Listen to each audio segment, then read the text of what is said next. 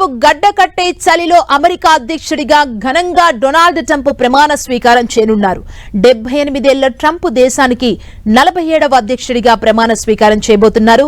82 ఏళ్ల Joe Biden నుంచి ఆయన అధ్యక్ష బాధ్యతలు స్వీకరించనున్నారు.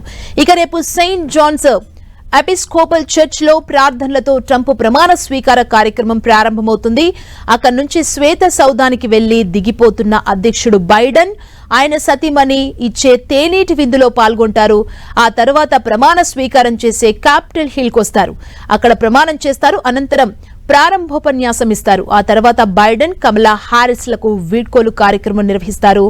ప్రమాణ స్వీకార కార్యక్రమానికి ఎక్స్, టెస్లాల అధినేత ఎలన్ మస్క్, అమెజాన్ వ్యవస్థాపకుడు Jeff Bezos, Meta CEO Mark Zuckerberg, TikTok CEO Shou Zi Chew లాంటి ప్రముఖులు హాజరవుతారు. ప్రమాణం చేశాక కొన్ని ఆదేశాలపై ట్రంప్ సంతకాలు చేస్తారు. కాంగ్రెస్ లో జరిగే విందులో పాల్గొంటారు. ఆ తర్వాత సాయుధ బలగాలపై సమీక్ష జరుపుతారు. మరోవైపు ట్రంప్ ప్రమాణ స్వీకార కార్యక్రమంలో 2 బైబిల్స్ ని ఉపయోగించబోతున్నట్లు సమాచారం. ఇందులో ఓ బైబిల్ ని ఆయన తల్లి 1955లో బహుమతిగా ఇచ్చింది. ఇక రెండోది లింకన్ బైబిల్.